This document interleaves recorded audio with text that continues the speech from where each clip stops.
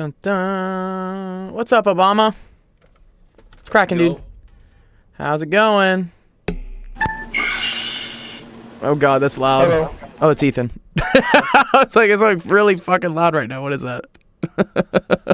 I just made a wild appearance. Look at all these people that want to come say hi. Come say hi, guys. What's up? What's up? What's up? Oh, why is my soundboard not working today? Excuse me? You won't believe what I just did. What happened, dog? What happened, dude? Tell me. And gold. Tell Gold, dude. Tell Gold. There we go. There we go. Wow, all you guys. There's so many people here. Hello. What's up? I just learned And everybody how to just do stopped talking this time. where is it? Let me find the notes real quick. What? Okay. Okay, yeah, I found it right here. Wait, what the hell? I can't hear anybody. I just learned how to do stuff like 4 The hell? exponent x Yo. over 2 times 4 exponent x over 5 equals 4 exponent 8. I just learned that and I'm so happy. Oh, wow. Nice, dude. That's good. I tell my friends it. Next time I have a test, What's up, Teacup? I'm gonna get straight. I'm glad, dude. I'm glad. I hope you do. I hope you do. I'm trying some simultaneous streaming on YouTube, but I think it's hanging my Twitch too much. Honestly, I might turn off YouTube. Y'all, let me know on the y'all on Twitch. Tell me if is it dropping too many frames. I see I'm losing 35% of my frames, which is like bad. I'm not here for 35%. Jesus Christ, what? I wonder if I can run this off another NVENC. Can I run 2 encoders at once?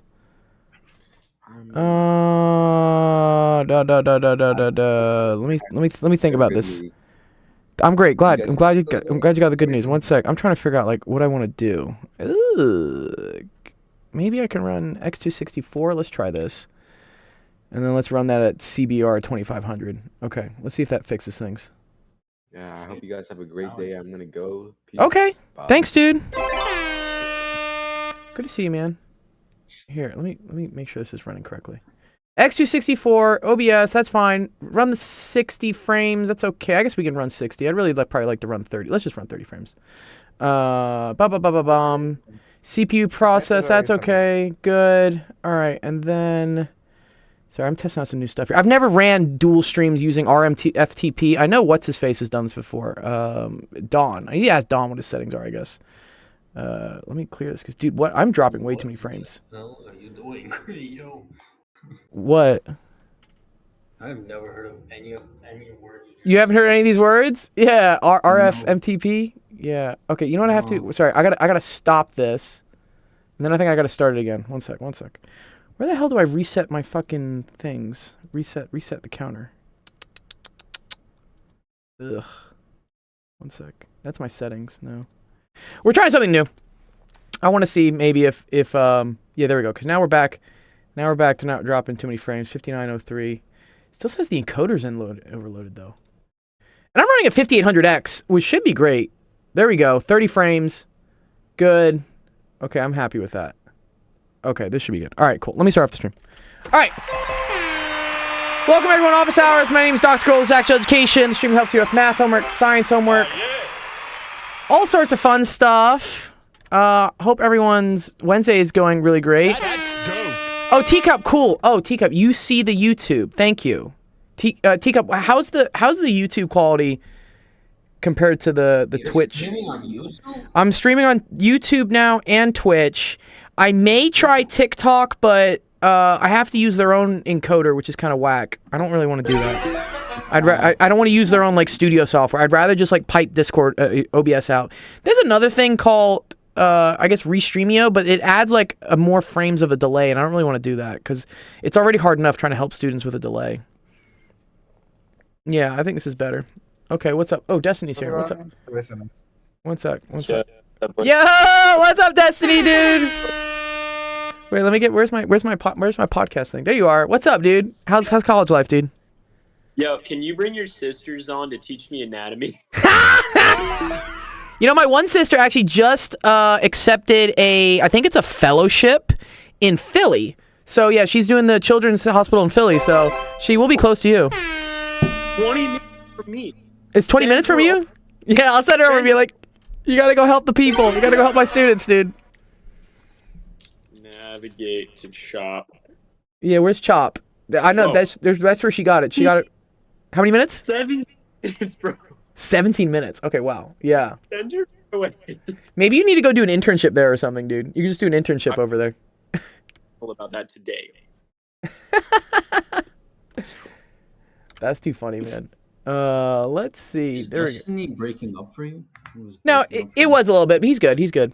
Teacup says slightly lower frames on YouTube. That's okay. This is a tutoring website. Or tutoring stream. I'm not so concerned with the frame rate. I don't need to be like showing you like my perfect headshots. That's dope. But you know, not that I don't really get any of those. But Somebody's in the clip that and put it out of context. oh yeah. But yeah, it's as long as it works, I'm happy. The chat seems like it works. That's cool. Great. Love it. If only Amog was here, bro. If only who was here, dude? Who was here? Amog. Amog was here, dude. He was up here on the stage and then he went back down, dude. What happened? What happened to the No, boy? he's not even here at all. He's Yeah, dude. gone. Oh, he's gone? Oh, he was in the chat, dude. He was in the chat. Yeah. Oh, I know- Actually, can I get a tip, bro? What's up? What do you do when you're a college student and you write for like 7 hours a day? 7 hours Like a day, dude. handwrite notes. I don't handwrite notes for 7 hours. I what? I just usually get the PowerPoints or something. What did you say? Like, how did you your wrists during that time? Because my wrists, man, they're not mixed up, dude. They're not working no more. They're not working no more, dude. Yeah. I mean, it's interesting because you guys didn't really write much. Y'all grew up in the days of using everything with like screens and computers and typing and stuff, so you didn't really have to handwrite things. And maybe that's like a developed skill that's being lost. I still do. You still do. It's good. Yeah, actually, my anatomy and physiology professor was telling us about this. You have a average 0.3 higher GPA when you write your handwrite your notes. Oh, I bet. Yeah. Well, and you know what's funny? I was working with a student today, who's in an E&M class for physics, and it's ridiculously hard. Like, it's a very difficult class. And I was telling her, like, 'cause she's like, how the fuck am I supposed to know how to do this on a test? And I'm like, you're not. Like, getting a question like this and being expected to figure it out on the fly is not really going to happen. But what I always recommend to students is, like, do the practice problems and do them by hand. And then you will build, like, muscle memory such that when you see a similar question on a test, your hand will just go at it. It'll just start writing shit. And you'll just be like, oh, cool, now I got the answer. Yeah. So that's why you should handwrite stuff. I agree. Don't just read in information and passively intake stuff. It doesn't stick. It does not stick. This is why writing notes is helpful. Oh yeah, no, for sure. But not only that, like I think when you reorganize that in a physical way so that it makes sense to you, like there's nothing that beats that. I gotta get my friend Nico up here on one of the AMAs because he studies neuroscience, and one of the big things he deals with are called memory palaces. So he talks about how like there's this technique of if you want to store a lot of information and remember it, which is very important for when you're doing pre-med or whatever the fuck you're doing. You have to like kind of build like a virtual palace in your head, and then you put information like in places in the palace. And then for whatever reason that he can explain it better. If for whatever reason that enables you to like remember to recall the information easier. Okay. Yeah, cool. some next level Right. multitasking. I agree. Okay. Yup. Okay, cool. All right, let's start doing some questions. What's up, Mr. Stone Star? Appreciate you, dude. Sherlock Holmes style. Yeah, dude, you're like looking for it. You're just like, where is the stuff? Dude, yeah, it's called a memory palace. I'll get him on here. I know. I've been meaning to get Nico on here. I just wanted to like kind of build this. Oh, this is the wrong thing. Who's the reading stuff with him? One sec. This needs to go away. This is the wrong channel. There we go. That's what I want. I need to play something. One sec. Why am I going to the news? Well, what do you want to tell me? What do you want to tell me, dude? What's up, Ethan? Tell me. Then I gotta start doing questions. That's what I'm saying. So a question I asked was from my environmental science class, and it's an actual homework I need to do because I might have a quiz on that tomorrow. Okay, So I need to be prepared. that's good. Yeah, do it. Yeah, we'll do it up. We'll do it up. Okay, wait. There's the chat again. I gotta figure. Okay, good. That works. Got it. Okay, cool. Go back to, are we gonna do the reading thing again with Nico? Yeah. I'll see if Nico has time to do the reading assignments. That was fun. How's the brilliant stuff coming along? I know a lot of people have already done the challenge. Nick, I know you've already done all of it. I'm gonna give you an extra assignment, Nick. I gotta give you an extra thing, dude. Nar, dude. You can't just get credit for just I've already doing it, dude. But I mean, I technically did it. I know you did. Okay. What's up? What's up, So you Ethan? need to give me the extra work then. You need to give me the extra work then. I'll take it. Yeah, he'll take it, dude. Yeah. Yo, Above and beyond, dude. Ethan, did you do the brilliant challenge already? Did you do the first part of the challenge? Still working on that. Okay, good. Yeah, let me know how it goes. I know some of you students are like, wow, I already know this stuff. I'm like, I get it. If you've already taken a computer science class, a lot of this is going to be kind of already known to you, but it's good to refresh it. And it's really good for the students here who have no coding knowledge, because I want to get your feet wet. So you're just like, oh, this is what coding is. It's very useful. What if Ethan does the Yeah, challenge for me? Maybe, dude. No, can't get other people to do your work. What's up, Ethan? What's up, dude? I've already taken like computer science courses, and I'm looking at these loops pane. And they kind of reminded me of like while loops or for loops. Good, exactly. And then Yes, there's they nested. are. You know, they totally are. If we go to, what is it, Brilliant? If I go to the web thing No. here. You know, if I wish that they had if statements there, like if this were to happen, this will pop up or something. And they will. So in this course that I'm having you guys take, which is there's my classroom, sorry, where is it? Computer science. It's thinking and code. I think one of the here later when we get down to later sections here, you're gonna get conditional programming, and so this is like if statements, while statements, else, if else, whatever. Yeah, booleans. So it's there. We'll get to it. I don't want to scare anyone off with the first stuff. That's why like I made it very easy for the first round of things. Yeah. So anyways, yeah. So that challenge is due on Monday. So if you're in the tournament trying to win the PS5, go do that challenge. It's worth a lot of points. And then I'll be checking that for credit on Monday. You don't have to send me a screenshot that you did it. You can if you want. If you want to talk about it, I'm totally cool. But like, don't worry. I have a grade book, so I can see how much you've done. So you don't have to tell me. Yeah, I know. Anyways, okay, here. Let's kick off some questions today. What if someone didn't speaking go of- through it and just picked random answers? Well, you have to eventually click the right answer for it to go through. Also, I can see how much time you spend on it. So if I see someone's just speed running it in like 30 seconds, it'll be like, no. Actually, if you want to see this, it does do this. I'm going to show you what it shows for me. If I go to like my classroom here, let's look at the thing I sent you in the first time. What was it? I sent you this, computer science, right? If I go to your course progress, or yeah, like look here, it'll say the last time you were active, and look on all the different sections here, it'll be like student completed this lesson but in less than 90 seconds. Which means that That's cool. you probably didn't actually spend time on it. So if I see you're just speed running through everything, then yeah, I'm just gonna be like, dog, like, come on, like. And again, at the end of the day, this is to help you guys out. If you cheat, you're just cheating yourself. You know this. Like, I'm trying to help you guys out. I'm trying to help you help yourselves. So take these things kind of like not like super seriously, but like take it as like you're gonna learn something from it, and this is useful. Like, yeah. You gotta take more time. It's okay. Like, again, I know you're gonna speed run it. You kids are always gonna try to like optimize and find the quickest way to get to something. I get it. You're gonna try to find the shortcut, but some things you can't take shortcuts for. And one of these things is learning. Like, if you actually want to learn about computer science, this is great. It's free for you. This usually costs a lot of money. And I'm trying to like help you guys. So you'll figure it out. I know. I think Everyone does. Kudo was better than this. Yeah, well, Kudu was better for just like multiple choice questions and stuff, Yeah. but I gotta write the course for that. This stuff, all the content's already made, and it's all made by people that make a lot more money than me.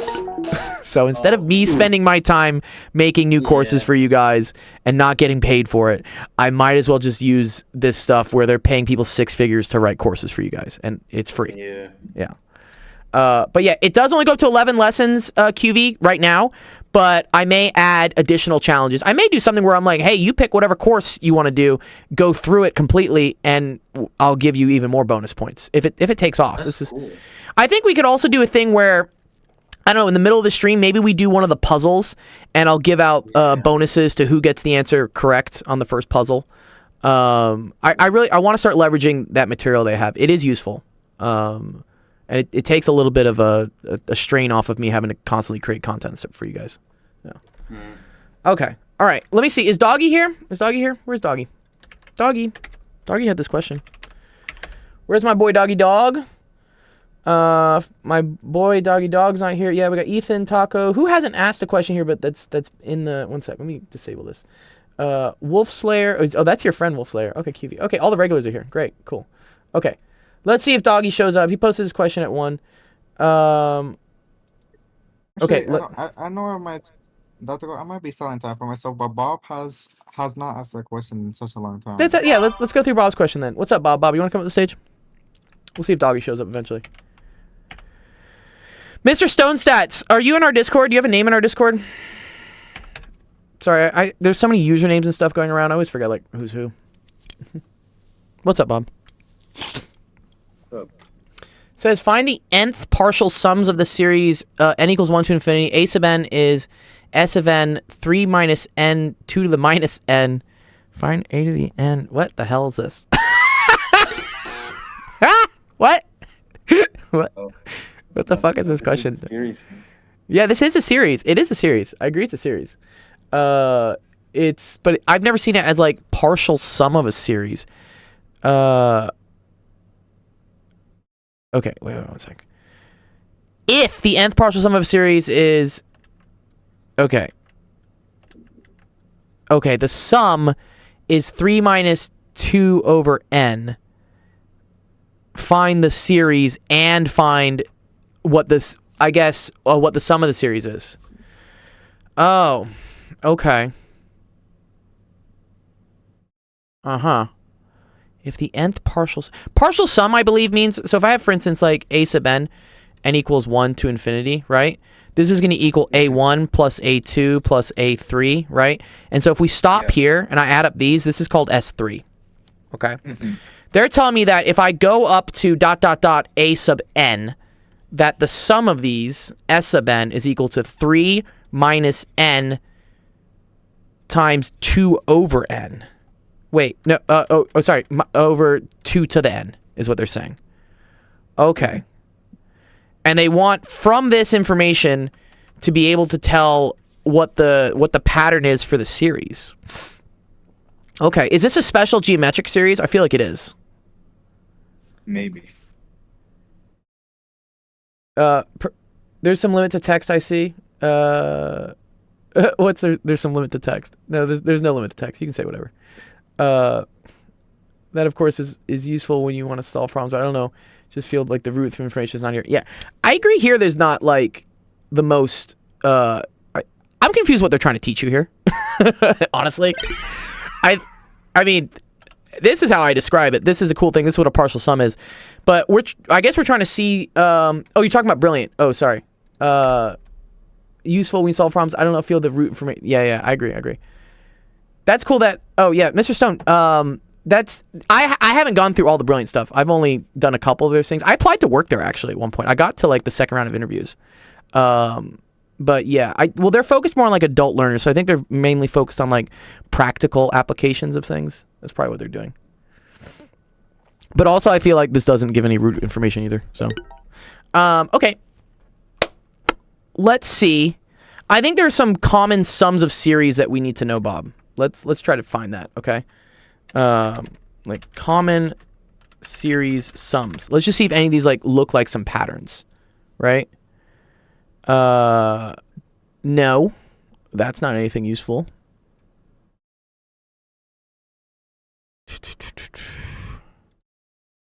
Where's some like common ones? Or I think maybe it's like the Maclaurin series. These are called. Have you done Maclaurin series yet? Not yet. Maclaurin series is useful. Oh, okay, yeah. This doesn't really help me that much. Partial sums of geometric series. Maybe I have a feeling it's a geometric. Because I mean, it looks kind of like one. Right? I want to say it's a geometric series. Bum bum bum.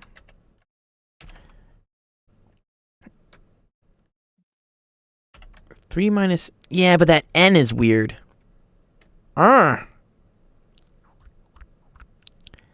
The nth partial sum of a series is that. Find a sub n.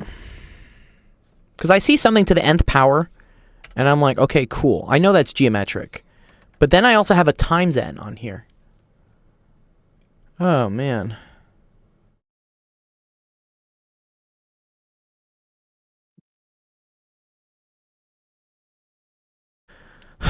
Okay, let's see. Let me check the internets. Internet's probably has some solution to it that can help me out. I just want to see where they're getting at. I'm like, excuse me, what are you doing? Partial sum of a series. Where's my backup? Where are my math streamers? That's dope. Where are my super math streamers? Do you like do you do physics like hardcore stuff? Hardcore physics. I mean, my PhD's in plasma physics, so yeah. If you're talking about really specialized, like graduate level physics, I can try, but I may not be able to do it. I like how you break down the problem. Yeah, dude, I appreciate that. Yeah, if the n partial sum of a series, I just want to see the solution, and then I can explain the solution to someone. There's some technique here that I don't know, or I forget. I teach everything from like middle school through high school, any STEM class basically. So there's only so much information I can store in my head. But there we go. Cool. Okay. We got an answer. Here we go. Let's see. They say apparently you can only store 200 names in your head.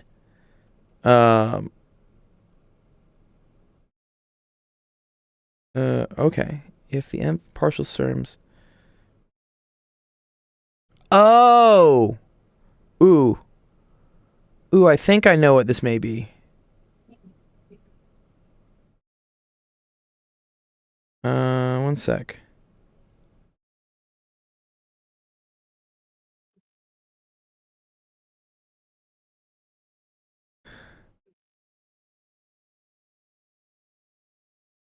Then, ooh. The partial sum S sub n is equal to this, yeah, okay. Oh my god, dude, this is such a trick. What?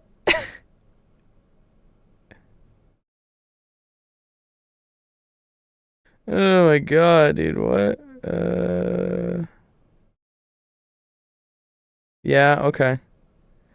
Substituting the values. Okay, this is cool. I actually kind of like this. All right. Bob, here's what we're going to do. Okay. Again, this is what I talk about I was talking about this to my student, right, today, where they were like, how the fuck are you just supposed to see this and know this? And I'm like, don't worry. You're not. You're supposed to have done something similar, and then it'll make sense when you see something else. Like, man, you got breath, mad respect. Yeah. I had a lot of time in my hands, I guess. Okay. So, Bob, S sub n is equal to 3 minus n 2 to the minus n, right? Yeah. What would be the n minus 1 term? Like the n minus 1 sum? 3 minus n minus 1, 2 to the negative n plus 1. Good. Negative n minus 1. Yeah, something like this, right? Yeah. Okay. Mhm. Yeah, give me a second, Ethan. Okay, so this is a1 plus a2 plus dot, right? Up to a sub n. And then this is a1 plus a2 plus dot, to a to the n minus 1. Does that make sense? Yeah. That makes So, sense. so this one includes the a to the n minus 1 term as well, Bob, right? Okay? Yeah. Watch what happens. If I subtract these two from each other, okay? If I do s sub n minus s sub n minus 1, okay? Mhm. Do we see that like the a1 will cancel with the a1 here? The a2 cancels with the a2 here, right? And so forth and so forth. Yeah. Uh-huh. What's going to be left when I subtract s sub n from s sub n minus 1?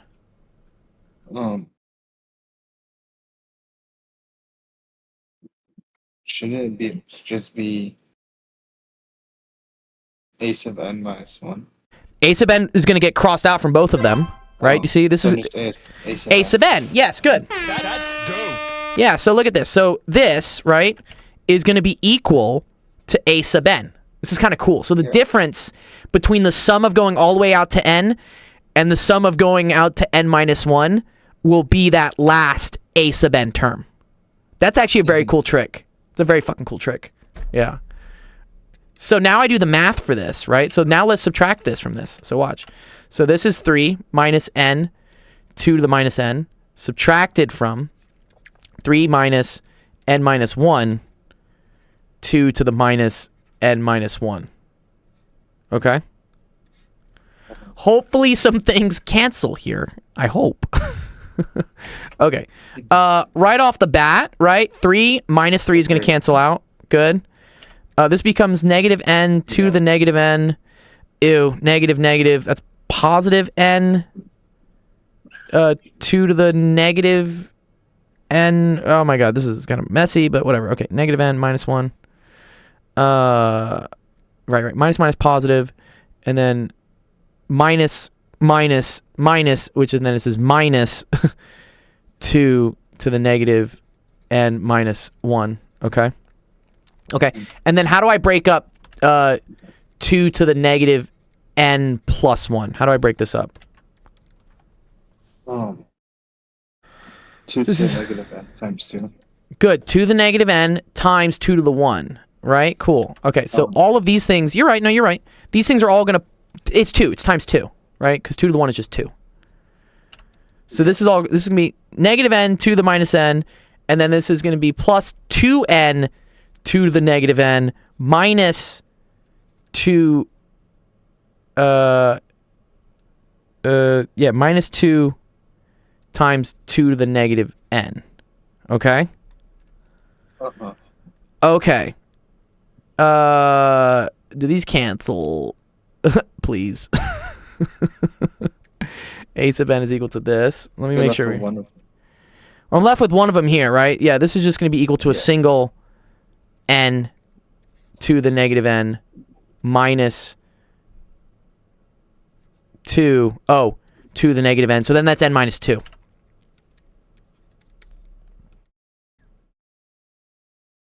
Right? I think. How'd you get the n minus 2? Okay, so because Bob, I have a 2 to the negative n here, and I have a 2 to the negative n here, Yeah. right? And this has an n in front of it, but this has a minus 2 in front of it. So then I can pull both of these things out. Oh, okay. I see. Uh-huh. Okay, cool. There we go. That's a sub n. Uh-huh. Okay. That's the first part of the question. Okay, then they want the sum of this thing. Ooh, uh-oh. I'm not sure if I want to do this, dude. I need to erase this from my mind. What the fuck is this, dude? What? Let me see. What's a SpongeBob? Okay, oh, man. And the series, let me n see. minus 2 over 2 to the n. Yeah, Then take the derivative. Dude, what? Excuse me? I like getting a sub n. That was cool. Okay. All right. Let's break this up, right? So if we got the sum from n equals 1 to infinity of a sub n, you're right. We can break that up into 2 series. That's n equals 1 to infinity of n to the negative n. And then it's minus the sum from n equals 1 to infinity of 2 times 2 to the negative n. Yeah. Okay. So this just becomes n over 2 to the n, right? Yeah. Minus 2 over 2 to the n. Uh-huh. Okay, I gotta know series convergence. Is this... Okay. Consider the expression z... n equals z to the n.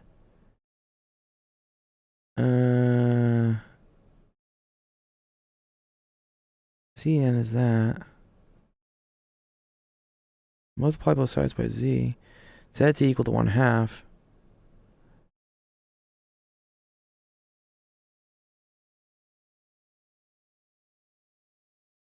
One sec. 2 to the 1 minus n. Oh. 2 to the negative n times n minus 2 times 2. Oh, okay.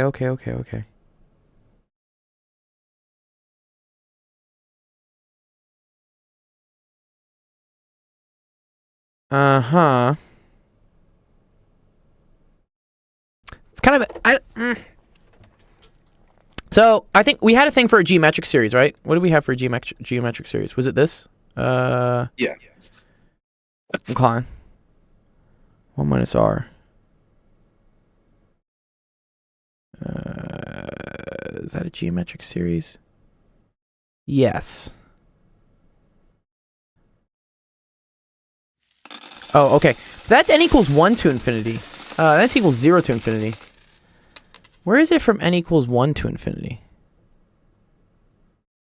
Oh, I guess it's just not the first term. Let me see. Let me pull this up. Pull this up. Okay. I'm a little confused where this comes from, but we'll figure it out. I feel like, yeah, 2 over 2 to the n die. I mean, it does. The problem is that you keep adding terms, though, Mr. Stone. The problem is, you're right that the end of the sequence goes to 0, 100%. And actually, this will go to 0, too, because anything to the n will grow faster than just n. The issue is that with series, you have to determine whether the parts adding up beforehand make it, like, too much. Yeah, the classic example of this is, right, the series of 1 over n, this equals like infinity. This does not converge. But 1 over n squared, the sum, does converge. I forget what it converges to, but it does. And even though the terms are getting less and less and less, they don't get small enough quick enough with 1 over n. 1 over n squared, they do. Yeah, different speeds, yeah. So that's kind of the question here, is like, is it getting small enough quick enough? So let's see. Let me pull up. Let's try to make some sense of what this is. I want to see if can I just screenshot this whole thing? One sec. I'm gonna pull it in.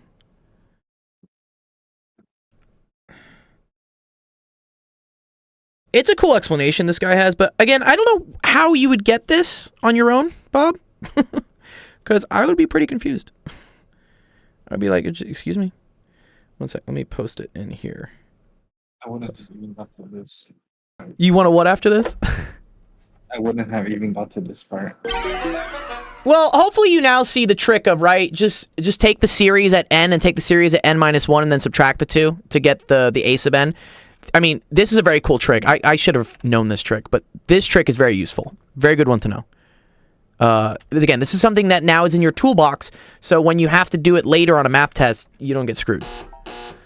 Okay, let's look at what they say they do for the solution here, because I'm actually kind of curious how this works. Okay, so they say consider the expression on z where the sum from n equals 1 to infinity of z to the n is equal to z over 1 minus z, is what they say. Okay? I think that comes from this, Bob. The sum of a geometric series. Okay? Do you see how the sum of x to the n is equal to this, right? Yeah. 1 minus x to the n plus 1 over 1 minus x. Yeah, right? The only difference is our series is starting at 1.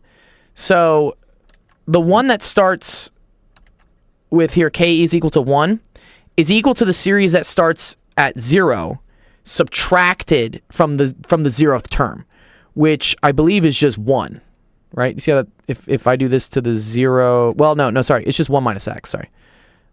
K equals 0, yes. Oh wait, sorry, the 0th term of this is just minus 1. Okay. So this becomes this minus 1, which would be 1 minus x over 1 minus x. So minus. So then, what does that become? Minus that. That becomes subtracted. So it's x minus x to the n plus 1 over 1 minus x. But, no, that's not good though. No. Where does this come from? I wanted to say it came from this, but I don't think it does. 1 minus 1 minus x, so it's x minus x minus x to the n plus 1.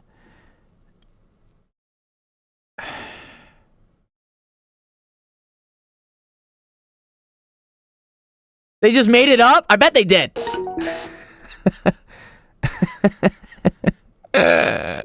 What, man? But this is true. I know this. I know this one is true. Right? I know this is true. And if we start at 1, you're just removing the first term, the x to the 0 term. X to the 0 is always just 1. So it's just this minus 1. So it's minus 1 minus x over 1 minus x. So the 1's cancel, which is nice. But then I have minus minus, so that becomes an x. So I get x minus x to the n plus 1, which is not this. It's close.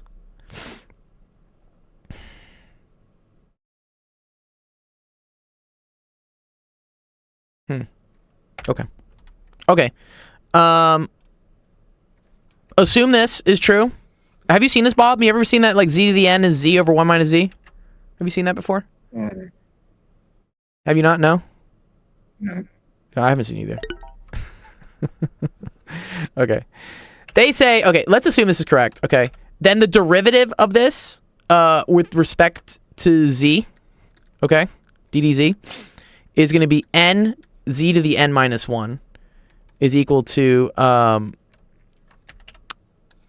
derivative of this would be, wow, they say 1 over z minus 1 squared. Does that work? Let me think. I think that's a quotient rule. So derivative of the top is 1 minus the derivative of the bottom, which is negative z, so that's plus z, all over the bottom squared. Oh, I don't agree with this either. Dude, what type of crack is this person smoking, dude? Excuse me, what? What? You probably made it all up. Dude, they're making all this up, dog. What is going on here? Unless they're taking the derivative with respect to z? No. I already did it with respect to z, sorry. Yeah, or with respect to n? Okay. Set z equal to 1 A half. geometric series is convergent when it's the sigma Yes. n equals 0 to infinity Yes. of ar to the n, and then it's equal to a over 1 minus r. A over 1 minus r? Yeah, that's what we learned in lecture. So it's ar to the n. Okay, so, sorry. R to the n. If you have, let's do this, because I don't agree with how they're doing this. I think this is wrong. Which, okay, it's all right. It's all right. Like, Chegg is sometimes wrong. They had a solid start at the beginning, these guys, but at the end, I'm not sure I agree with this last part here.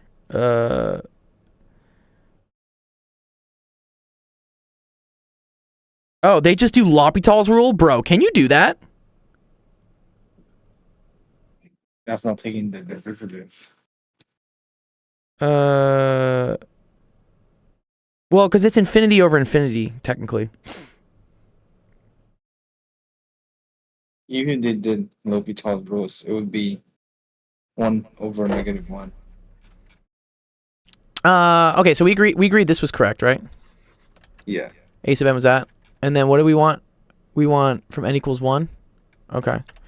So that is n minus 2 over 2 to the n is what this is, right? Sum of this? Mm-hmm. Okay. It's infinity over infinity, right? This is infinity, this is infinity, okay? Yes. So I can do L'Hopital's rule. I can take derivative of the top, Yes. derivative of the bottom. That's going to get me 1 over this, which is weird. ln 2 to the n? Is that what it is?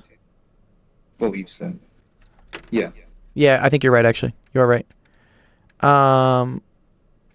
Yeah, So that's it not... goes it to goes- 0 at the end. n minus 2 to the n. Okay.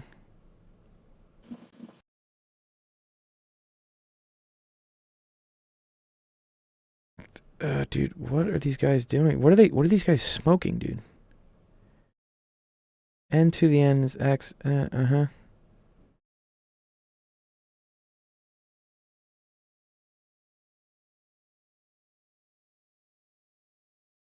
Oh, but that goes to 0. That's 1 over infinity. That's just Yes. 0. Okay. They have a 3 in here somehow, though. One sec. Let's see where they're getting this from.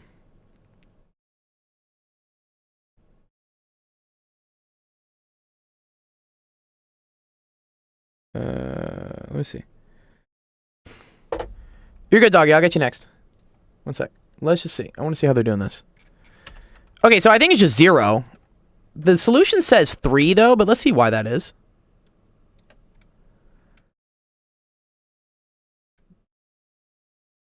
Okay, so the sum as... You do that, yeah, goes to 3.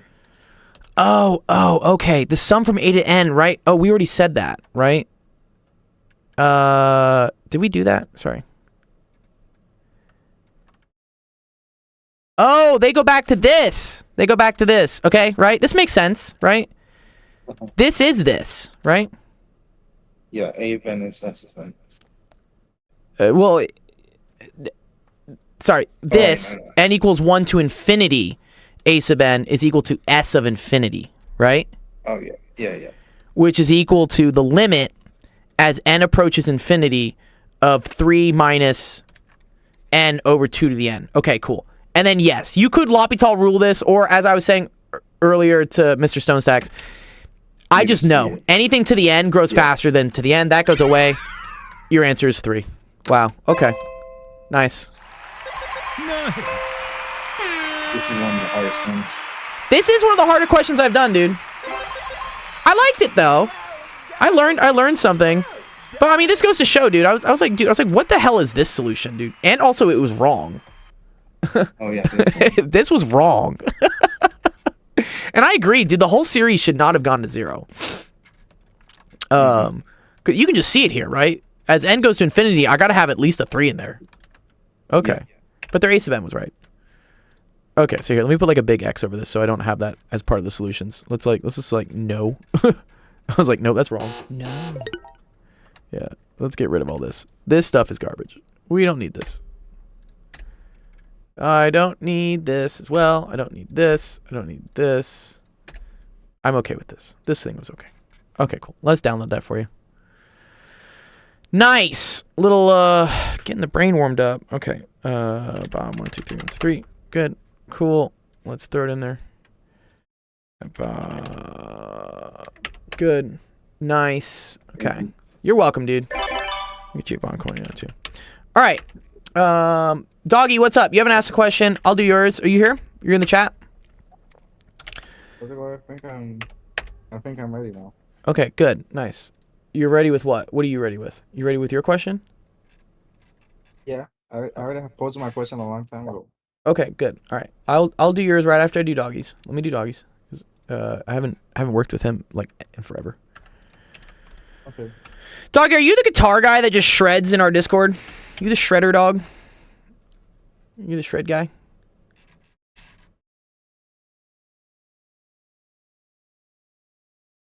Let me yes, he says I am the shredder dude. That's dope. Like let me find That's dope. it. What?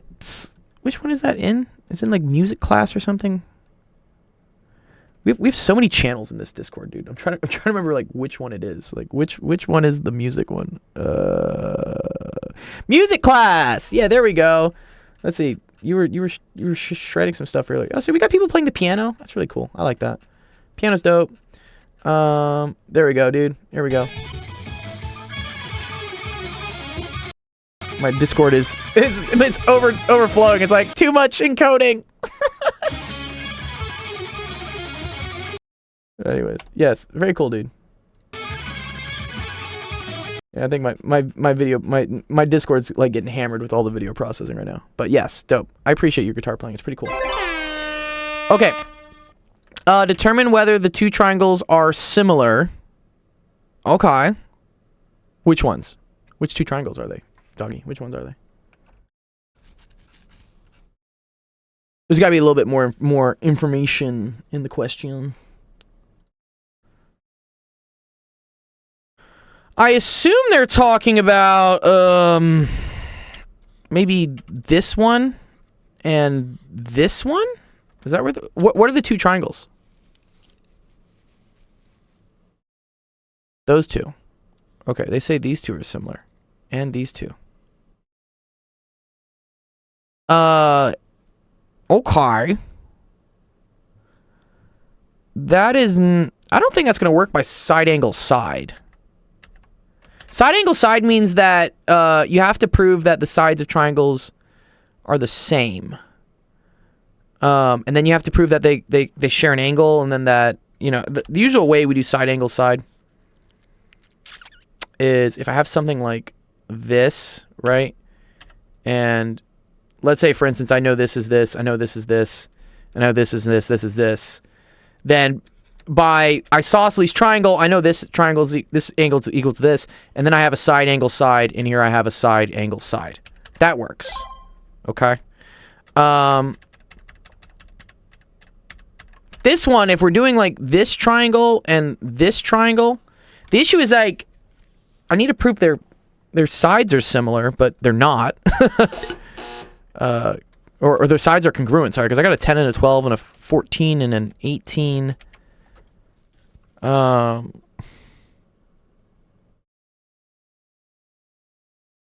don't think it is these two. Zone Ranger, the sum from 1 to infinity of a sub n is n minus 2. Yes, thank you, Zone. I appreciate that, dude. Thank you. Appreciate that. Yeah, I finally realized that at the end.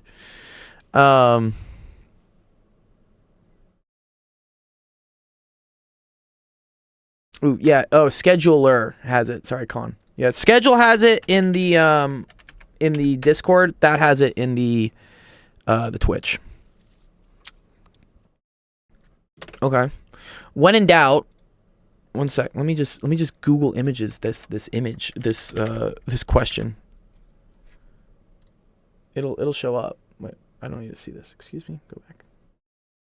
Go back. No. Copy image. Come on. There we go. Has this question been asked before? I don't see it. No. This would maybe make sense.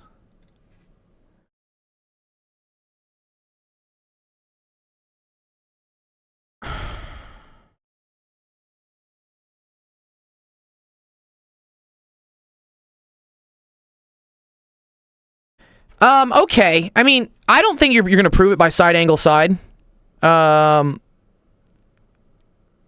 They do share the same angle A here, which is nice. Maybe can you prove if it's the ratio of the sides is the same? Okay.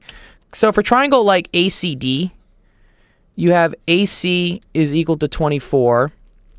And then my professor explained that we need to find the ratios. If they're the same, then they're similar, but one example I gave was kind of confusing. Okay, Wolf Slayer. Yeah, thanks. I think that's what it is. So, 80, again, my geometry is like a little rusty. Okay. So then for ABE. Okay, here, let me use different colors for things.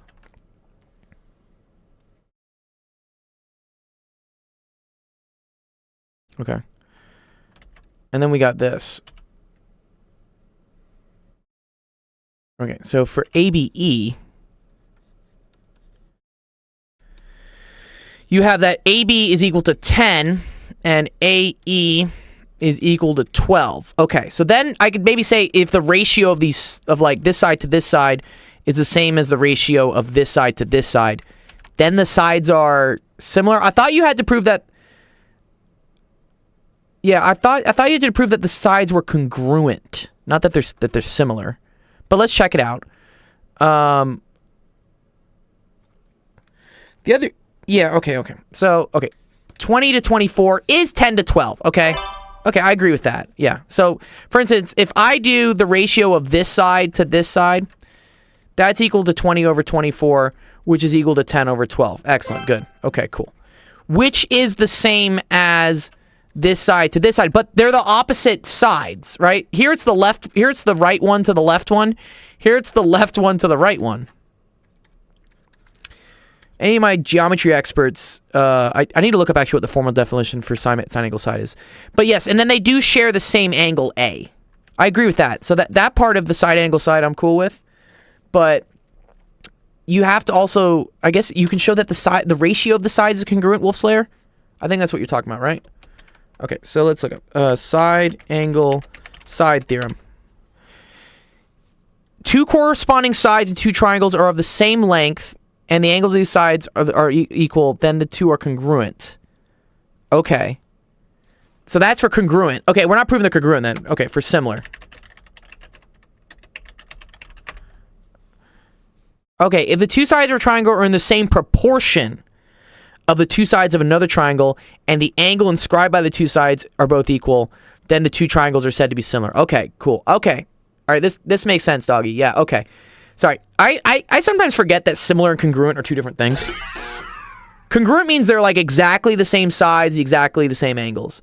Similar means that they have the same angles, but they can be like a scale factor bigger or smaller. It's, you know, for the same reason why this beautiful model S2000 is similar to my real S2000. Besides, this one's gold, mine's blue. But it's not congruent because they're not actually the same size. Yeah. Okay, that's cool. I didn't know that about sine angle side for similarity. I wonder if it's the same for side. Yeah, I guess if the ratio of all the sides are the same too, then yeah, it's all right. Yeah. Okay. So yeah, that's what you can say. You can say two pairs of sides ratio is equal, and the inscribed angle is the same.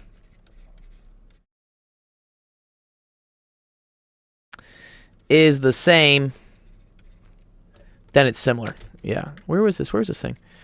Is this from? Yeah, there we go. Okay, this is very cool. I didn't know this. Yes, and I guess side is as well. So for all the ratios, it's okay. Here we go. That's what it is. Okay, cool. Doggy, does that make more sense to you? Yeah? Is that cool? Thanks for the help, Wolfslayer. I appreciate that. Yeah, that was a really good one.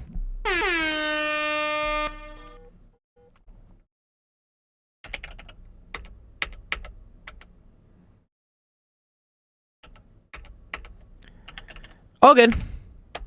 Okay, nice. Good job.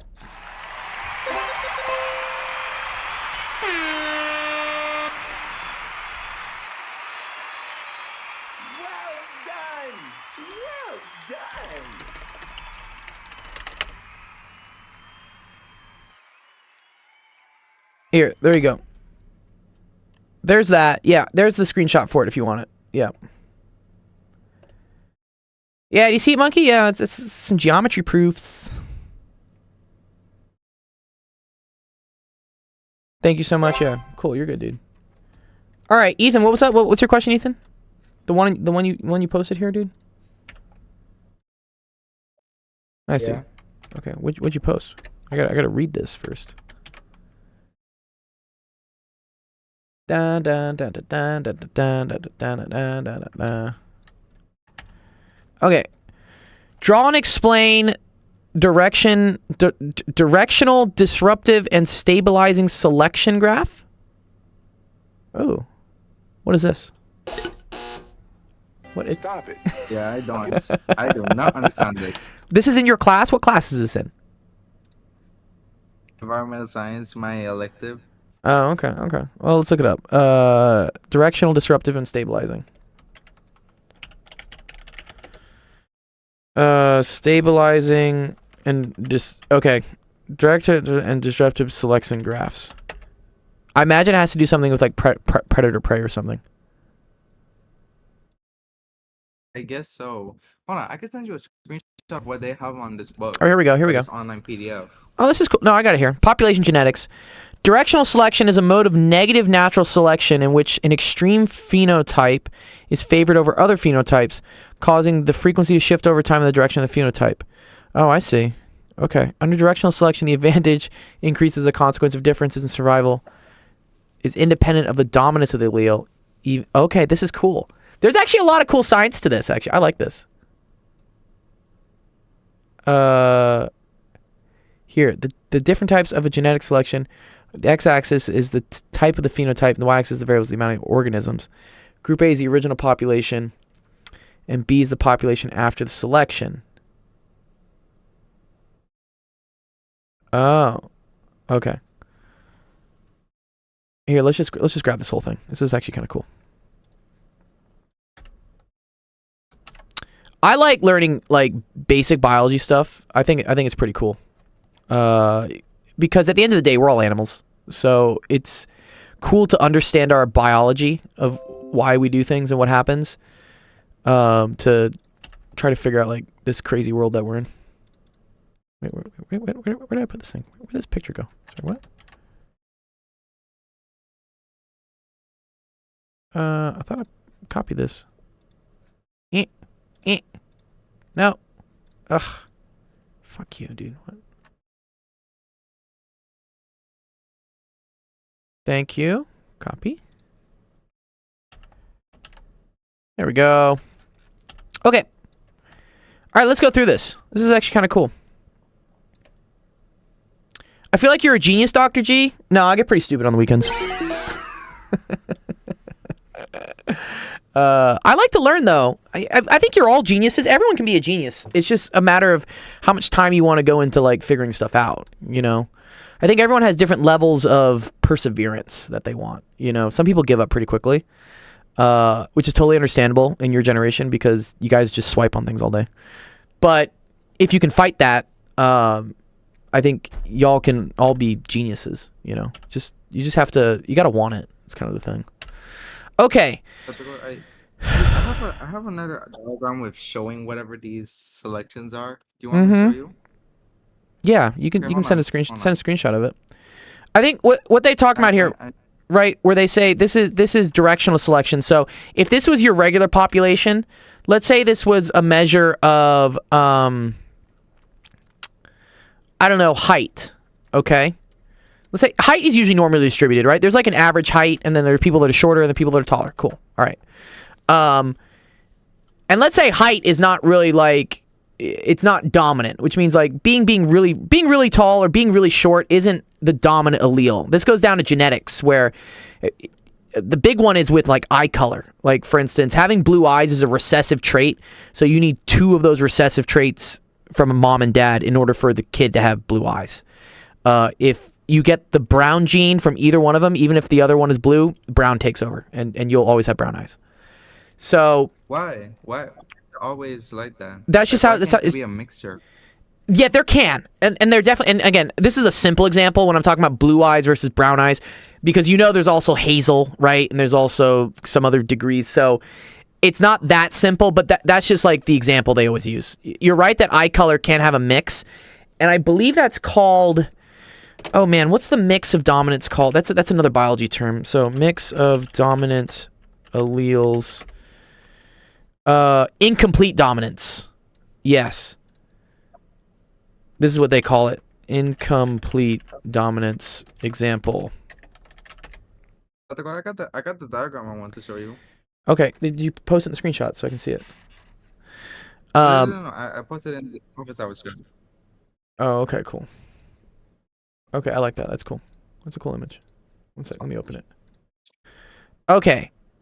So yeah, this is great. This is an original variation. These are phenotypes. So for instance, you have like white birds, you got gray birds, and you got brown birds. Okay? What are phenotypes? I've actually recorded that in one of my notes. Okay, so talking about the definition.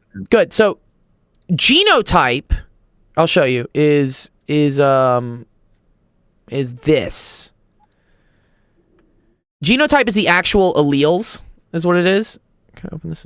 I don't want to see this whole thing. So this is an example of genotype. You see how you have big A, big A, big A, big A, big A, big A, but then you have like RR, YY, RY.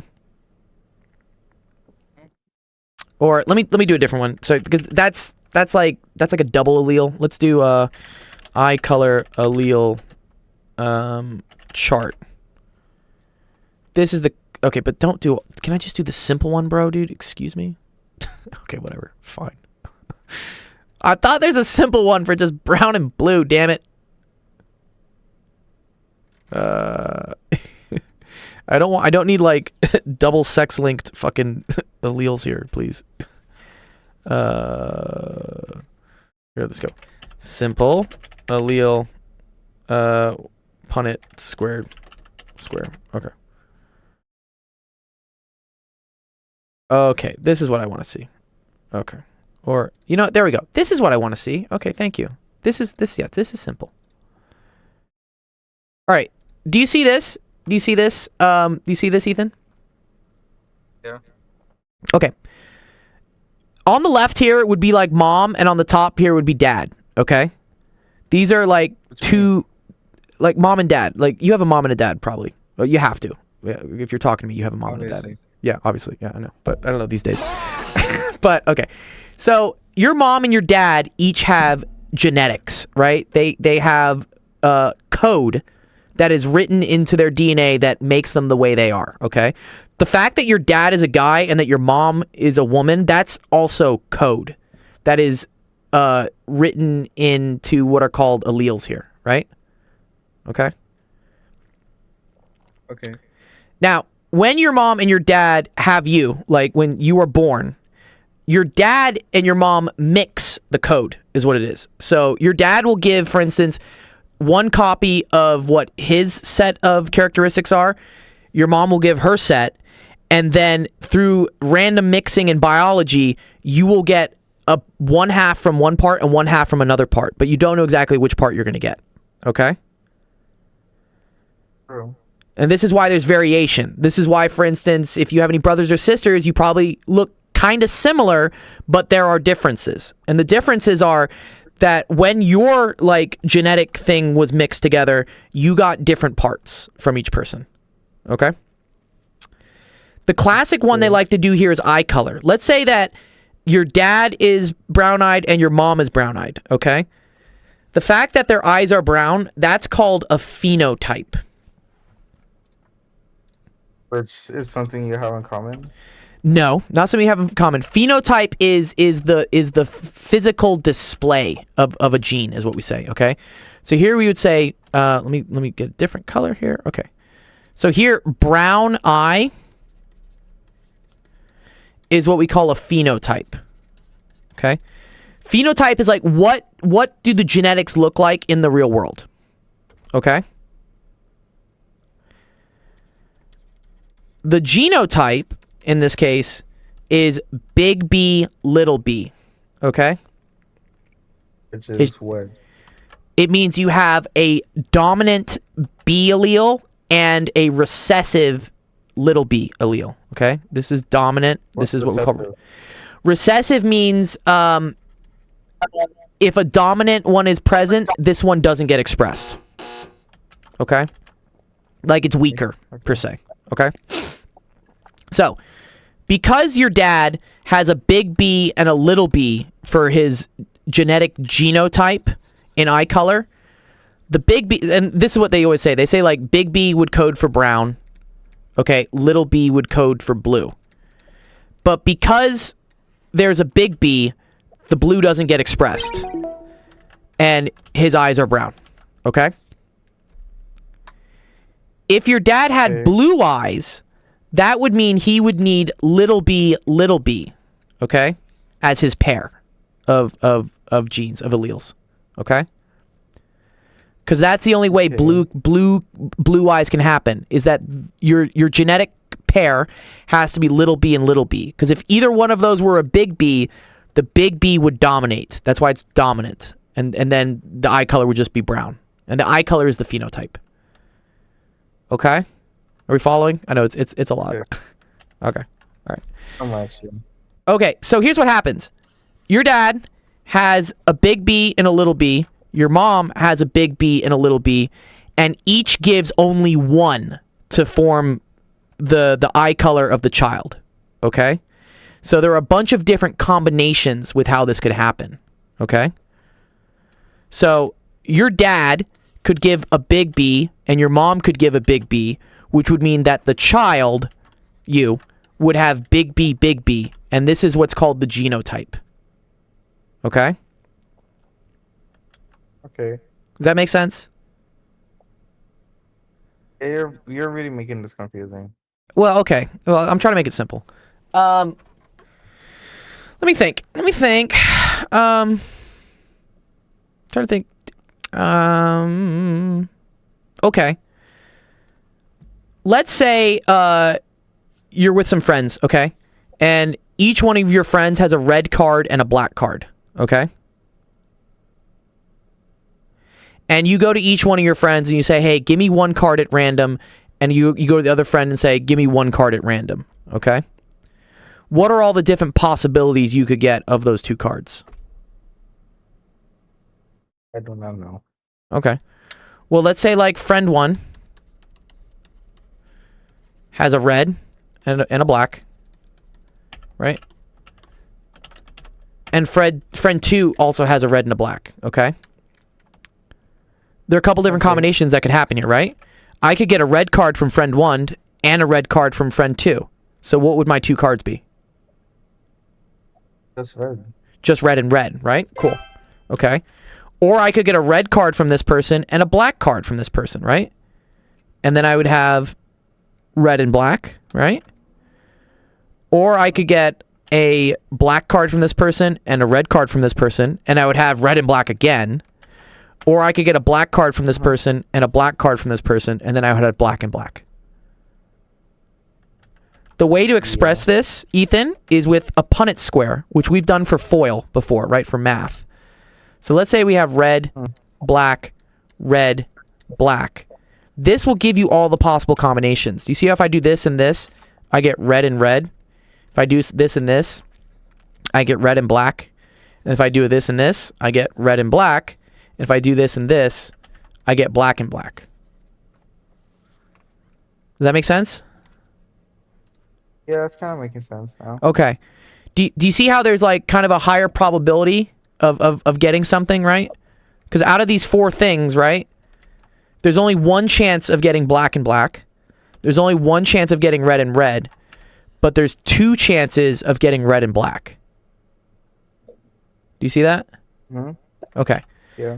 This is why this is 25%, this is 25%, and then these two together is 50%. Okay? All right. The specific numbers here, red and black, that's what we would call the genotype. Okay? That is the letters in your DNA. It is the letters of the code. Okay? Sure. Now, let's just say if you have a red card that you win, okay? If you have any red card, you win, right? But if you and if you don't have a red card, then you lose. Okay? Let's say like red means you win. You need at least one red to win. 0 reds means you lose, okay? What's your chance of winning here, and what's your chance of losing? Isn't it just 50-50? No. Because look, if I get a red and a red, do I win? Well, yeah. If I get a red and a black, do I win? No. Well, I said you have to have at least one red. You see how this is a red and a black? Okay, yeah, so you have a 75% chance of winning, yes. Yes. Okay. You see how all of these cases you win, but this one you lose? Yeah. Okay. Whether you win or whether you lose, that's called the phenotype. Okay? It's like, what's the result of the genotype? So notice, you had 2 different genotypes, right? Red and red-black. Those are 2 different genotypes, but they correspond to the same phenotype, which is winning. Okay? So this is a genotype, this is a genotype, but the combination of these things gives you the phenotype, which is winning. Black is another genotype, and that gives the phenotype of losing. Okay? Notice something here as well, Ethan. Do you notice how, like, I just had to have at least one red, right? If any reds were present, I was going to win, right? See here, red, red, I win. Red, black, I still win. Yes. Okay, that means red is dominant. It means no matter what's happening, if there is a red, then I win. Phenotype, that's dominant. It doesn't care about how many blacks you have. It just cares about, like, is there a red one? Black only, like, makes a difference if you just have blacks. If you have any reds, it negates the fact of having a black, right? So this is why we say black is recessive. Okay? Okay. It's the same thing with eye color. Think about, instead of getting... You're going, I know, we're making... You're getting way off topic with this. Well, okay, here's what I'm trying to do. I'm creating, and this is a teaching thing. I'm creating a toy model for you with something you understand. You understand cards and, like, whether you win or lose, and colors. You understand that, right? I don't expect you to understand alleles, genetics, and eye color, but I want you to see that there's a connection between the two. That, like, the method, like the game, like the rules of the game are the same. Does that make sense? Okay, yeah. That's why it seems off topic, but what it's doing is it's connecting something you understand in the real world to something that, like, honestly doesn't make sense at, at first glance. Like, makes no sense that eye colors are different for different reasons. You're like, what? But we can model this as something that we understand in the real world. All right? Okay. So, same thing applies for eye color, except instead of red and black, it's brown and blue. So, instead of your friends having cards, it's each one of your parents having 2 alleles, is what they call it. You can think of it as like 2 cards, okay? And then when you are born, they each give one of their cards to you at random. It's random. Do you see the same thing here, right? Do you see, like, the 75-25 thing? Do you see how there's a 75% chance of having brown eyes, but only a 25% chance of having blue eyes? Yeah. It's the same here as, like, the 75% chance of winning and the 25% chance of losing. Nothing against you blue-eyed people. I have to come up with a model for this. But yes, that's phenotype and genotype. Okay? Phenotype is how things look because of the genotype. Notice how, like, brown eyes can either be big B or big B little b. Like, both of these genotypes result in a brown phenotype. But the only way you can get a blue phenotype is if you have a little b genotype. Yeah? Yeah. Okay, cool. I'm gonna stop there because that's a lot. Like, don't make me, like, I don't. Please, you have to go get off this already. He says, "Get off the genetics, dude." It's okay, dude. Well, you never actually helped me with the graphing. Well, I need you to understand this first. Like, in order to understand the graph, right? Where was the graph? Sorry, where's the graph? One sec. This thing. Yeah. What is it? This. It's kind of important to understand what genotype and phenotypes are. But okay. Here, I can explain it real quick. So, just as we have eye color, right? These birds have different colors, all right? Directional selection means that the population all goes towards one thing, which is not usually the most common. Like, with our eye thing here, do you see how brown eyes should be the most common? Yeah. It would be like somehow the genetics shifting such that everybody has blue eyes. That's what directional selection is. Something that usually isn't as likely now becomes the most likely thing. My readings for tonight in metabolism was nice revision. Yeah, nice. Metabolism. I need one. Again. I've lost mine. Yeah, I always hear about something ending with Islam. Like, I heard Ism. of cannibalism.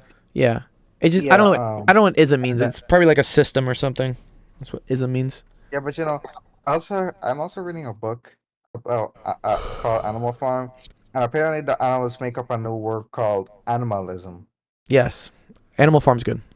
Okay, but here, let me explain this because I got to get to everyone's questions, Ethan. All right. Directional is when you had, like, again, the gray birds were the most common. You had a couple whites, a couple browns. Now, apparently, all that exist are brown birds. Okay? This could Could be... you explain that to me? Well, it just means that these die. Like, they're not favored anymore. Let's say, for instance, something happens where people just go crazy for blue and white birds. So they start shooting all the blue and white birds. That means only the brown birds survive. And that means most of the population would then be brown birds. That's what directional selection is. This is making me going back to natural selection. It's like, Yes. depending on what This- the environment gives to animal, they have to adapt to their new environment. Exactly. That's natural selection. Right? Yes. Stabilizing is where the least common ones go away. And the most common one gets even more common. So again, here, maybe people just start loving white birds and brown birds, so they start shooting those ones. Then all you have are these. And then disruptive selection is where the most common thing goes away and both rare things go up. So in this case, maybe people just love blue birds, and so they start shooting all the blue birds, you know? Then these ones are the only ones that are alive. That's disruptive selection. Cool? So Dr. Cole, What's all I up? gotta do for the graph is just draw these same things and then explain it to them. Yes. All right, but do I have to do it on like a photo sheet? Because I don't think I can do this on a graph paper all in one. No. You can just say, like, what happens. It's okay. All right, I gotta move because I gotta teach another kid in 25 minutes. I want to try to get through everyone I can. Thanks. Yeah, you're welcome, dude. Thanks so much for this.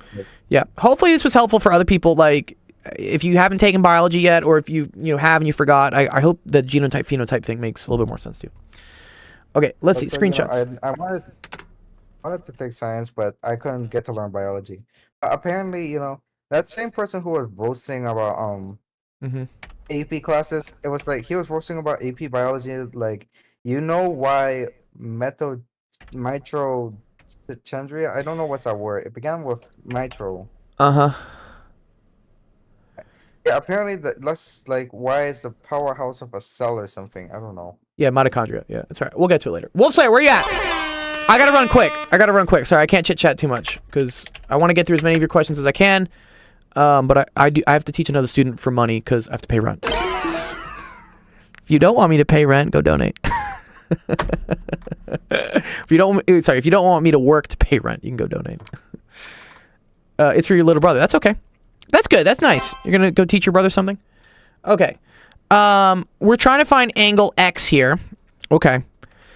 So what I probably want to do, right, is figure out what this angle is. So Wolfslayer, can you figure out what this angle is if this angle is 145 degrees? If he can't solve this, I don't know why he's here. Well, he's doing it for his brother. Because he's on the same level with me. He's got it. Yeah, I know he got it. I'm just playing, but so.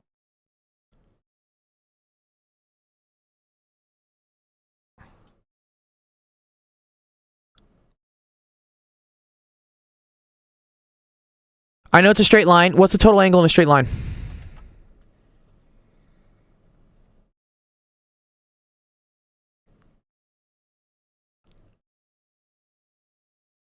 $180? Okay.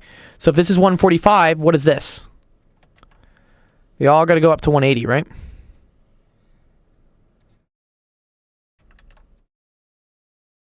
Yes, very good. Very good. Taco.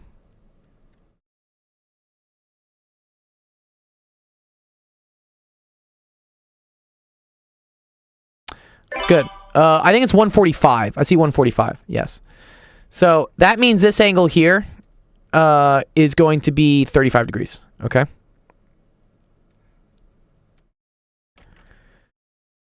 Okay, now let's look at this triangle here, right? Let's look at the triangle.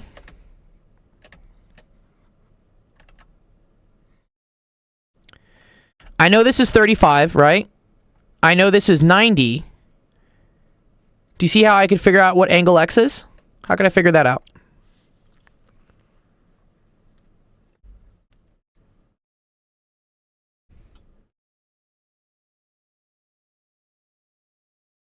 And then, Will, I'll do yours next. I like that integral. That integral looks cool. Maybe I got time to get to QV, and then Who else we got? Probably Taco. Yeah, Taco. Yeah, got you.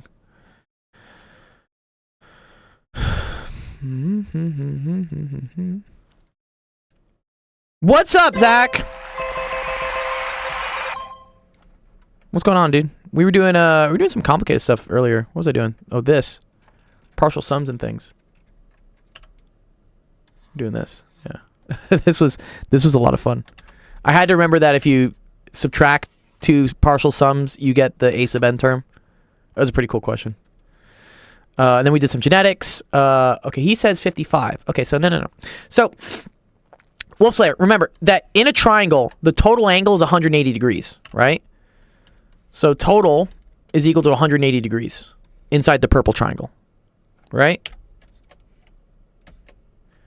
Now, I have a 90, right? So I know I have a 90. I know I have a 35. And then I have this angle X, which I'm trying to figure out. Plus X. Okay? So, this is going to get me 180 is equal to 125 plus X, which, yes, it is 55, because then if you minus 125, you end up getting 55 degrees is equal to X. Does that make sense, Wolf Slayer? Want to make sure it does for you.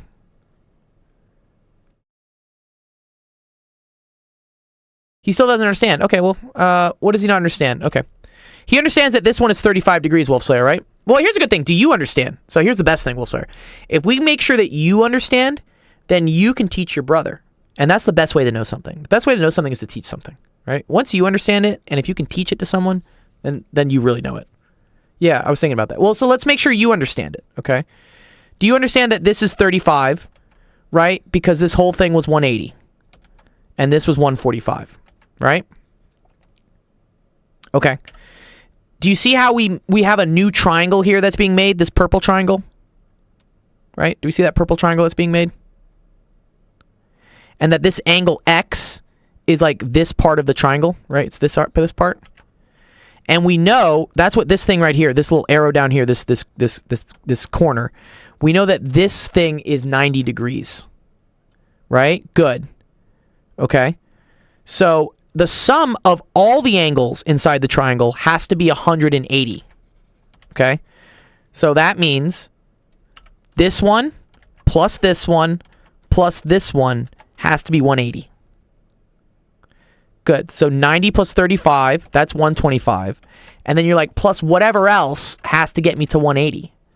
And that ends up being 55. Yes. Exactly. Does that make sense? Now you got to find a way to explain it to your brother, though.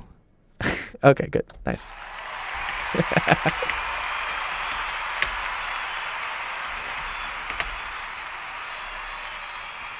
Yeah, you're welcome, dude. Nice. Oh my god, a math streamer! Oh shit, he's here, dude. Yeah, it's impressive, dude. Wow, dude, thanks for the follow, dude, Waffle.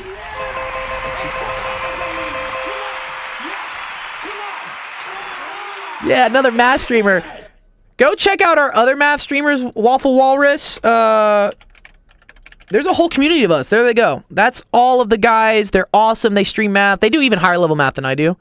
Eden the Pi here is in the chat. He's doing a whole real analysis course. So if you want to get into some like high level math stuff, super recommend. Go follow him. He hosts a real analysis like walkthrough course. I think they're on like their 10th or 12th lesson at this point. Yeah, go follow all those people. Yeah, they're great. Yeah, if you're like super into math at all levels, I tend to teach more middle school through high school up to like early college, but a lot of guys on that channel do all the super cool high level stuff. So if you're really passionate about math, go hit them up. Yes. All right, nice. Okay, what's up, Will? Will, you want to come up and say hi? We were talking last time, weren't we? I forgot. Or I think someone was making fun of your microphone or something. Who is it? Someone said his iPhone 15 mic sucks. What's up, Will? Hey. What's up, dog? Oh, your mic is great. Ew, secant and tangent. What is this? No. I think you have to do U sub, but I think so we too. learned some like new strategies today, like It's like reduction of synthetic powers. division and long division. I think it's so synthetic division. I think only works with polynomials. And These then are we not- also learned like completing the square. Completing the square also works with polynomials. But Okay. it wouldn't work for trig. I don't think so. I don't think completing the square works for trig, especially not when they're multiplying by each other. Yeah, it doesn't work that. Doesn't work like that. Yeah, no. If it was for instance like x squared, like I don't know, -5 over I don't know something, you could complete this. Yes. This is, I think, well, okay, anytime I see this stuff, man, I just convert stuff to sine and cosine and see if there's something nice with it, right? So what's secant? 1 over cosine. Good. What's tangent? It's sine over cosine. Okay. Watch what happens if I multiply these two things together, okay? So I got 1 over the cosine of 2 minus x times the sine of 2 minus x over the cosine of 2 minus x. Right? Yeah. Okay. This becomes the integral of sine of 2 minus x over cosine squared of 2 minus x. You may see something We use here. a trig identity. Nope, no trig identities. No, this is easy. I'm pretty sure it is. Otherwise, I'm a liar. Okay. Anytime you see something and you see the derivative of it somewhere else, you sub. That's what we do. Right? If I ever see, like, I don't know, this, like, square root of, like, 6x to the 5th, and then I see, like, x to the 4th up here, you sub. Right? I see something, I see its derivative. It's going to be a u sub question. Right. What do I know about cosine and sine? How do they relate to each other? Derivative of sine is cosine, and derivative of cosine is sine. Derivative of cosine, well, negative sine, yeah. So, Yeah. yes, perfect. Okay, but I usually want the derivative thing to be on the top. I'll show you why. Okay, so I'm going to say that my u is equal to the cosine of 2 minus x. What is du going to equal then? What, negative sine of 2 minus x? Okay, and there's something else in there. Dx. Eh, Dx, right? times -1 times oh, dx. Yeah, it's You still got to do the derivative of what's inside. Derivative of 2 minus x becomes -1. Right. Right? Okay, cool. This is nice because this goes away, right, with the minus sign. This is going to pull this out. Okay. And I don't actually have to do any more funny business here, bro, because, like, what? What is this, dog? Oh, it just cancels out? It's just du. This whole thing is just du. Yeah. Right? So now I can say, oh, this is the integral of du over u squared. Right? Right. And I'm pretty sure you know how to do this integral, do you? Yeah, yeah. Yeah. U to the minus 2 du, so that just equals negative u to the minus 1, right? So it's just -1 over u. Don't forget to sub back in the u. So it's -1 over the cosine of 2 minus x. Yeah. Plus c, right? Plus c. Yeah, I forgot the c, dude. Wait, I'm wondering. Could we just like instead do u sub at the beginning and just do 2 minus x? 'Cause I'm pretty sure. but then- like, but then you secant times tan is like secant. Yes. Yeah, that's sorry. Yeah, you just actually just showed something to me, right? Yeah, sorry. ddx of secant is equal to secant tan. Yeah, sorry. That's the easiest way to do this. Sorry. Yeah. This is literally integrating. Yeah, it is just secant. And actually, you kind of see this here, right? See how this is. Oh yeah. see 'cause how it's this 1 is- over cosine 2 minus x. You see it's negative. See, I didn't even see it. Yeah. But again, I don't remember those things all the time, but I always remember sine and cosine. So, and this is good practice. It's just good practice to do this because they could have fucked with you, right? They could have done this. They could have said this was like secant to the 5th or something. Okay. Now you no longer have like secant tan. Well, I guess you kind of do. Yeah. You have u squared du. You could say u is secant and then du, but I don't know. I feel like this is an easier way to see this, and this does pop up a lot in doing calculus, is seeing something and then seeing the derivative on the top. There's often more than one way. Zach is completely correct. Yes, there's a lot of ways you can solve things. I mean, I could have done. I don't know. Could we have done like a Riemann sum with this if I really wanted to? That would suck. But yeah, does that make sense, Will? Yeah. Nice. Good shit.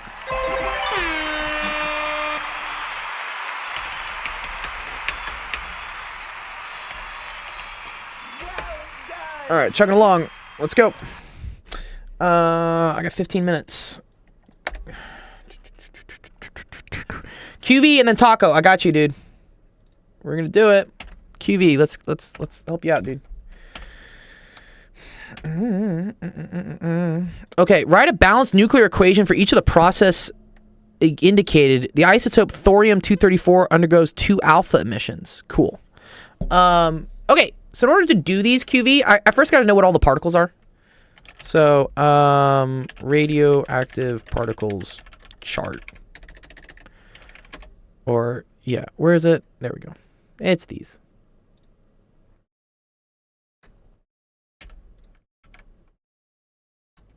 Okay. These are useful. So, okay, thorium-234, all right? When we want to write this as like a number in chemistry, I think thorium is TH. Shoot me if it's wrong. It's 234 here. Oh, and then what's the atomic number of thorium? 90. Okay.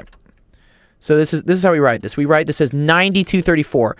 So alpha emission, right, means that it's going to lose an alpha particle. Okay?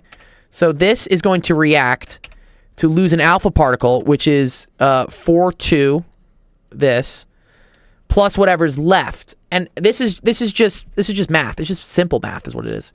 So if you need to make sure that everything on the top adds up to what's on the top here and everything on the bottom adds up to what's on the bottom here. So if I lost the bottom is protons. If I lose 2 protons, this thing is now going to have an atomic number of 88. It's now going to have 88 protons. And instead of having a mass of 234, it's now going to be 230. Okay? This is where you need to look up, okay, what is the element that is 88, 230? And when looking up the element, I only really care about the number of protons. That tells me what it is. That's the atomic number. That's the indicator. So atomic number 88 is radium. Okay, so this is going to be radium. Okay. Then you have another reaction, right, where I have the 230, 88 radium is decaying into another 4,2 alpha particle. And then this is going to be plus 226 over 226, 86. So get the atomic number for that. Atomic number 86. And that is radon. Rn. Yes. So it's this reaction and then this reaction. That's like both the reactions. I don't know like how your teacher wants to put them in on a line. But yeah. Does that make sense, QV?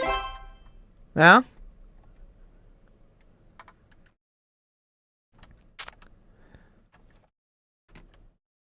Beta decay. Okay, that's cool. Beta emission. It's the same thing. But instead of releasing an alpha particle, it releases a beta particle. Yeah. So, iron. What's iron atomic number? 26. So, 5926 Fe is going to decay to a beta particle, which is 0, -1 beta. Okay. And again, they have to add up to each other, right? So this thing's going to stay the same, right? This is going to become 59, but now on the bottom here, this is going to be 27. And so the atomic number for 27 is cobalt. Yeah. This number here, QV, this always determines what the thing is. Yeah. Okay. Yeah, beta's weird. Yeah, that's a weird one, actually. High energy electrons. Is that right? Really? It just loses a proton? Okay, Sol. Yeah, okay. Yeah, okay, cool. Yeah, I think what beta decay does is it robs a proton and turns it into an electron, and then it shoots it out. That's why it drops. Wait a minute, sorry. Beta decay. What is beta decay? I'm sorry. What happens? I gotta remember all of them. Yeah, it increases the atomic number. How does it do that? Oh, a neutron becomes a proton. Oh, very cool. It converts a neutron into a proton. That's what beta decay is. Okay, I like this animation. This is very cool animation. Yeah, okay, that's what beta decay is. So, what happens is the weight doesn't change because neutrons and protons are the same weight. So converting a neutron to a proton doesn't change how heavy the thing is. But it does change the overall charge because a neutron had no charge and a proton has a positive charge. So you added a positive charge. Right, which is why this thing becomes 27. Yeah, it's just addition. Yeah. It's literally just this. It's just make sure the numbers add up. That's all it is. Yeah, see here? 234, 234, 0, 90, 91, -1. Yeah. It's all just math. You guys wonder where math is used all the time? Using this stuff. Alpha decay, same thing. Gamma decay. Does gamma decay do anything? Gamma's just a gamma particle. What?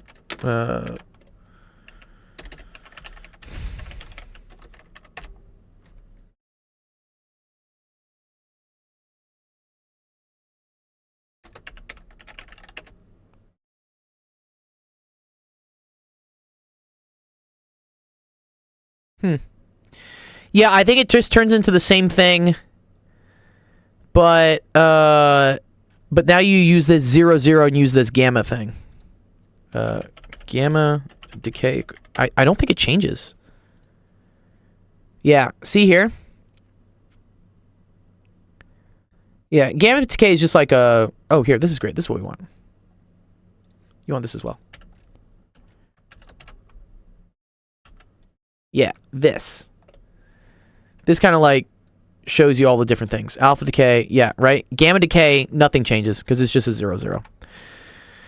Fusing is a little harder.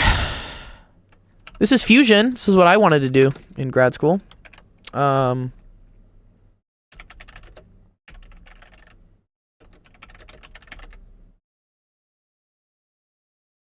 don't think this one is as known, though.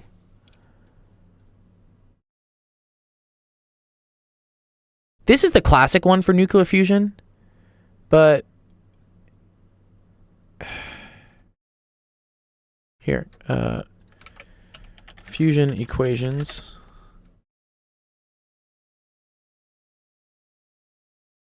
But yeah, it's very dependent on what's reacting. So here, for instance, is different types of nuclear fusion. This is like deuterium. They would call it like DT fusion or tritium fusion. Yeah. In general, the two things combine to form a heavier element. So let me think. Aluminum, atomic mass. That's no, atomic number. Sorry. Atomic ass. 13. Okay, so that's 27, 13 aluminum is going to react with sulfur, which is 32 on the top.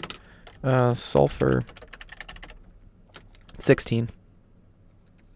Okay. And the atomic numbers combine for sure. I'm pretty sure that happens.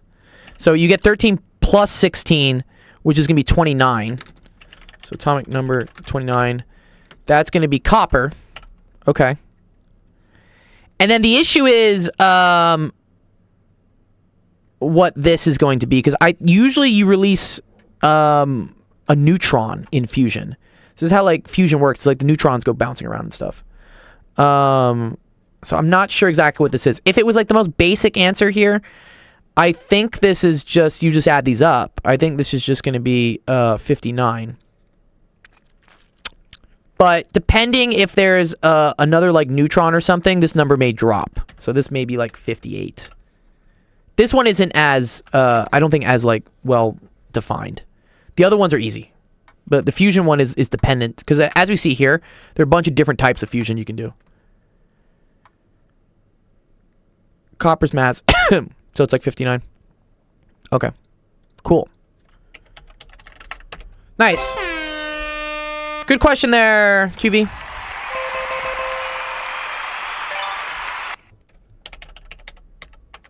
You're welcome, dude.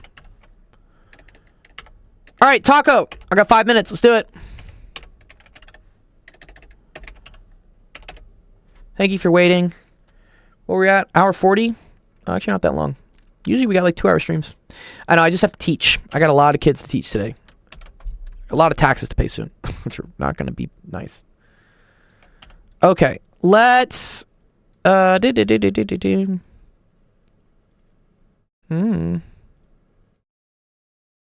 like this. Let's do this one. Let's do the single replacement. Let's do the single replacement of sodium and water. Okay? Do we know how to do this, Taco? How would I write these things out as equations?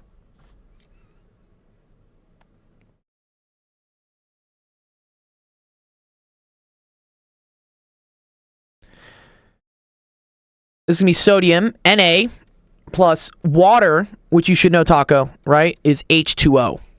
Okay? And this has to form into something. I want to say this goes to NaOH.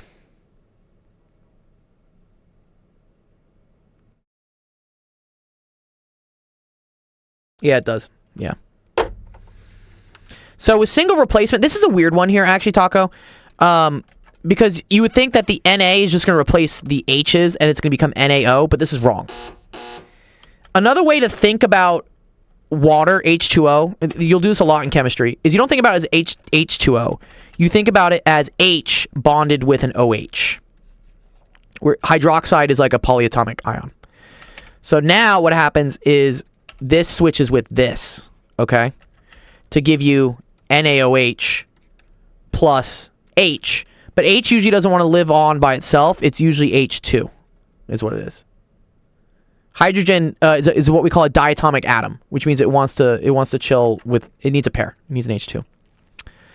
Okay. Now you got to balance this. Yeah, this is yours, Monkey. Yeah, Monkey, this is yours. No, this is you. This is you. It's okay. It's okay, Monkey. It's okay. It's okay. It's okay. It's okay. Here, yeah. I'll go through it again real quick. I'll go through it for you. It's okay. 1 sec. Let me make sure I have this up so I'm ready. This kid's always late anyways, so I'm not super worried about it. 1 sec.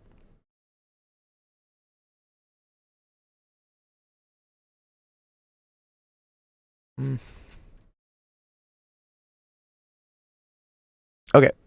Yeah, let's go back to this. Okay, so we had single replacement here of sodium and water, which is usually NaH2O doing something here.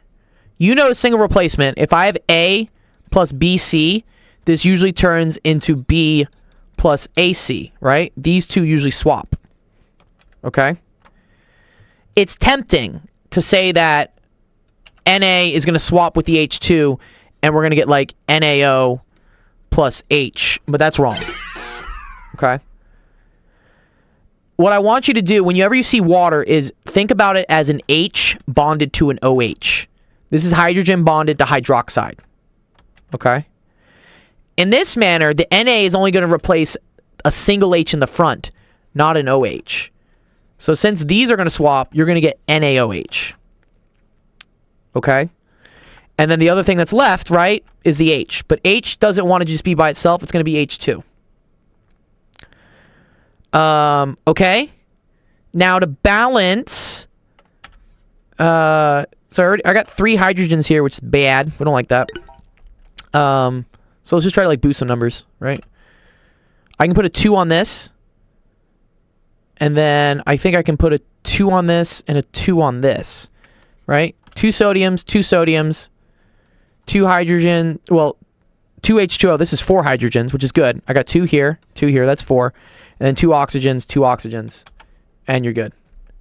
Yeah. Does that make sense? Yeah, Monkey?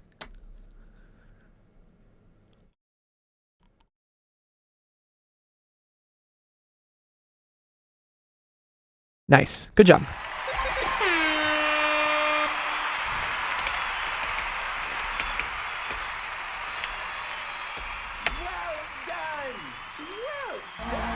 Okay, awesome. Thank you everyone for coming office hours today. That's done. Last one of the week. Really appreciate all your questions today, learning and everything. I had a lot of fun with you guys. All right, let's go raid somebody. We're gonna go raid. Who's streaming? Let's see. Live. Who's live? Uh-oh. Oh, we can't raid anyone. Who's live here, dude? Okay. We got Don doing this, or we got Danny, or we got Mehmedweather. You're very welcome, dude. Yeah, awesome. Here, I'm gonna send you guys over to Danny. What is he doing? Crop depths? Dude, what is he? Dude, what is Danny on, man, dude? I'm a doubt. Go say hi to Danny. He's got some interesting things, but okay. All right. Our next stream is our AMA. It's going to be on Friday. I'll announce that later today. We may move it up an hour just because he's in a different time zone. But that's going to be a super interesting guy. Submit your questions today and tomorrow. You'll get credit, points, $20 to the best gift. Yes. Have a great rest of your Wednesday. I hope to see you again on Friday. And if you found us on Twitch, go join our Discord. !Discord. That'll help you guys out. All right. Nice. There we go. All right. Rating. Peace out, guys.